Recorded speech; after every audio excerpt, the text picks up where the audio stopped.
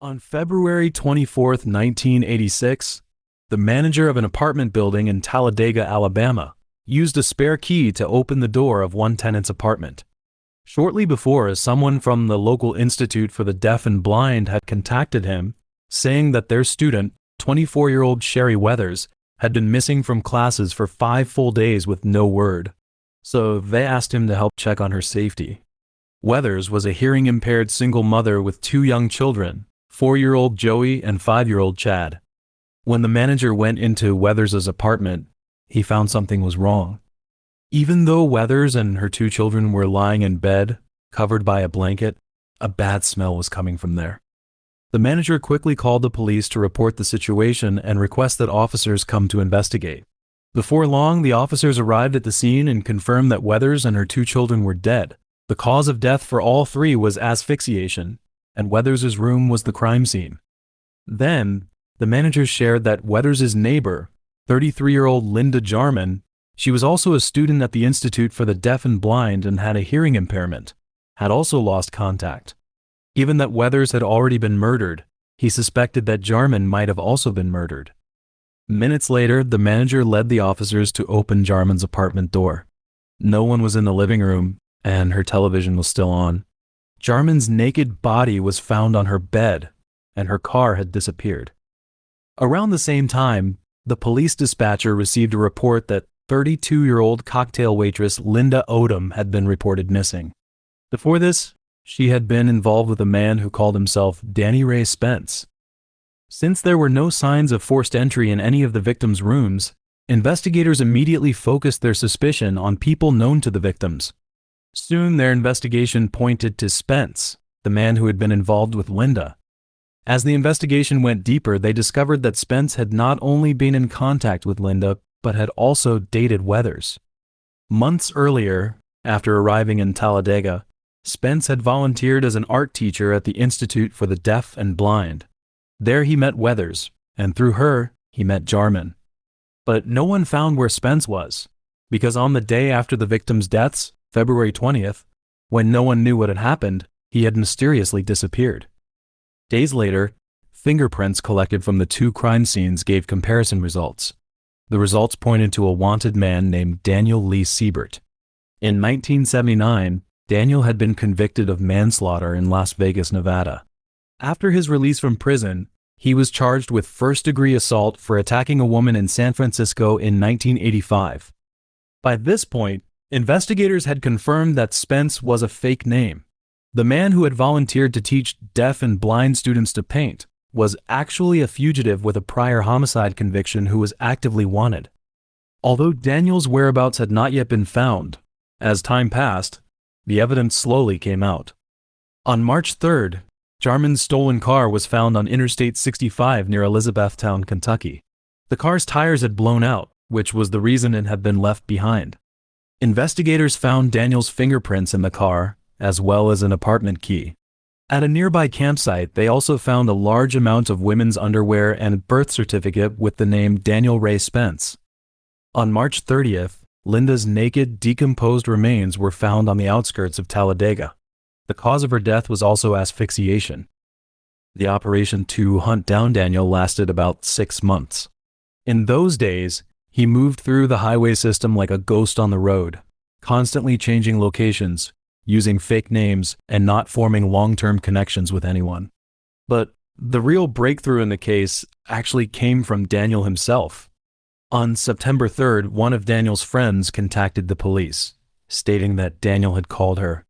The police immediately prepared to wait for Daniel's next call.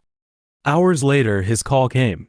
Then, while he was chatting with his friends, the police traced his location to a phone box in Tennessee. In those days, GPS positioning technology was not yet fully developed. The police could not obtain his exact location. But one thing helped them. At that moment, the sound of rain could be heard in the background of Daniel's call, which meant it was raining where he was. The police confirmed that it was raining in Nashville, not in Memphis, thus confirming that the call was made from a phone box near the Nashville West Interstate. After pinpointing Daniel's location, local police showed his photos to employees at restaurants near the place. Then, A restaurant employee recognized Daniel and stated that this man was working there doing sign painting. 6 months of pursuit, they had finally found Daniel's exact whereabouts. The next day, September 4th, the police arrested Daniel when he came to work. In the interrogation room, when asked about his crimes, he confessed to the 5 murders in Alabama, Weathers and her 2 children, as well as Jarman and Linda. Later, while awaiting trial, Daniel revealed information about several other victims. In 1985, he strangled 28-year-old Gidget Castro and 23-year-old Nijia McElrath in Los Angeles. Both women were black, both were strangled, and both were robbed.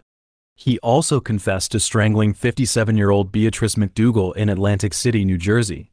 In 1986, her body was found in a hotel room.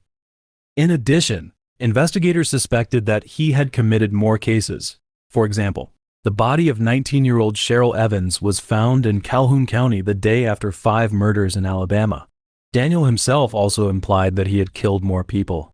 But because there was not enough evidence, these suspicions were never confirmed. After his arrest, Daniel was quite cooperative, and his attitude even left an impression on investigators. Former District Attorney Robert Rumsey said, "He seemed like a pretty decent person." Daniel's defense attorney, George Sims, said the same thing. He was a very pleasant man to talk to. When asked why Daniel became a serial killer, George said, "He had a tough childhood without question, I think maybe abused by his father." Information about Daniel's early life only appears in trial records and his prison interviews. On June 17, 1954, he was born into a troubled family in Mattoon, Illinois. His father was an alcoholic who often put his 2 children, Daniel and a daughter, through physical and sexual abuse. Beatings, rape, and forcing Daniel to wear girls' underwear while having sexual relations with him. In fact, government agencies and the police could have stopped these things, but Daniel's mother was afraid of her husband, unable to stop him, and dared not expose the abuse happening in the home. Later, in 1965, his mother finally took 11-year-old Daniel and his sister and left home, but years of abuse had already caused problems for Daniel's mental state. At the age of 12, he chose to run away from home, was lost to the streets and drugs and prostitution. When he was 18 years old, he joined the Marines under the fake name Daniel Marlowe. He hoped that the structured environment would change his life. However, he was given a dishonorable discharge. Between 1973 and 1975, Daniel fathered a son and a daughter. Later, he spoke with his son about his mother taking them away from his father. He said, "It was too late." In fact, in this world, some people have also experienced those terrible things, and they did not choose to commit crimes. George also said he had it tough, but other people do too and do not do things like that. In 1979, Daniel killed a woman in Las Vegas. She was his girlfriend, and he stabbed her 29 times. This was his first known murder, and the method was different from the strangulation he later used regularly. For this case, he was convicted of manslaughter and sent to prison. After his release, he began his wandering life, hitchhiking, using different names, moving between different states. In 1985, he attacked a woman in San Francisco. Because of this assault, he was wanted by the San Francisco police. Then, Daniel stood trial in Alabama. For Jarman's murder, he was convicted of first-degree murder. For the murders of Weathers and her children, the jury found him guilty on June 17, 1987, and recommended the death penalty.